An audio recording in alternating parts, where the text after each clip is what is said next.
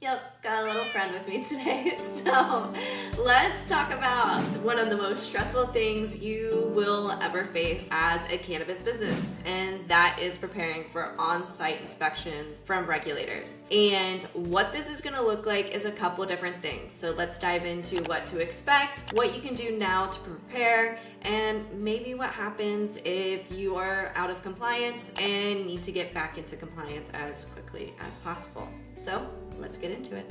So regulating bodies such as your state business or your local municipalities or even the fire department and the fire marshals will come to your facility to inspect your facility for overall safety and making sure that you're staying within compliance. The good news is majority of the time, these agencies have a very standard checklist that they have and they use from every single on-site visit. And a really good rule of thumb when it comes to on-site inspections is when this happens, usually they're looking at things kind of from a surface level. But if they find something that they're not too happy with, then they start to dig into your operations and look a little bit more thoroughly. Worst case scenario, they could ask you to pull security records and start looking at the security and the surveillance records from that way. More than likely, this is more from like if they think that you might be diverting product, especially if they find product outside of the licensed premise, that is outside of your premise diagram.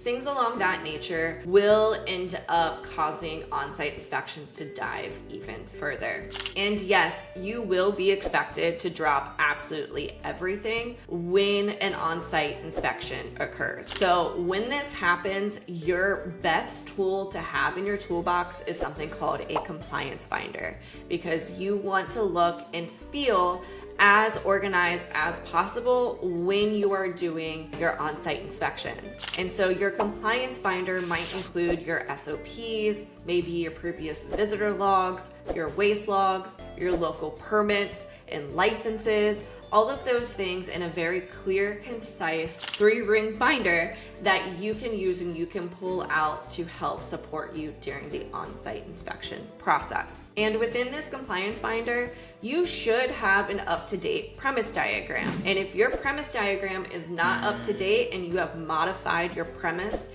in any capacity and have not reported that to your local municipality or your state, then yeah, your red flag should be going off, because more than likely when the regulators come on site, they're also going to have a copy of the premise diagram that they have on file. And if your premise diagram does not align with what is physically happening within the operations and you did not have a modification of premises, then this is gonna for sure flag the regulators or the on-site inspectors, and they're probably gonna dive into your business even more. So that is for sure something that they will always look for when coming on site. And on the lines of premise diagrams and facility compliance, you wanna take a look at what's something called your access control. So who has access to your limited access areas where the public or no one really should be entering into?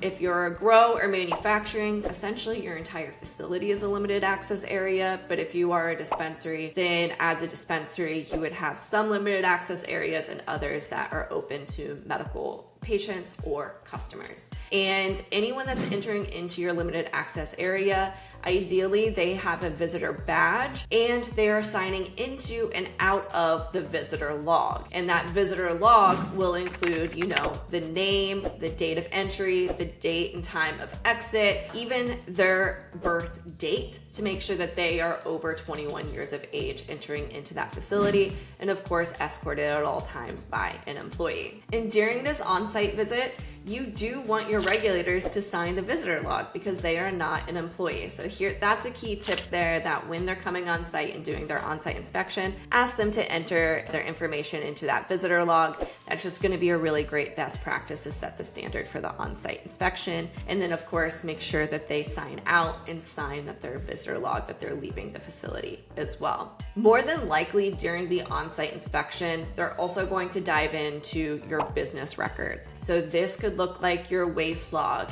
any adjustments. They might even look at some of your shipments. They may even look at other items such as like taxes potentially. Really anything that you have to maintain from business records. Depending on your state, this could be from 3 to 7 years. And you just want to make sure that you have all of your business records in a very organized manner so that way they can look at those.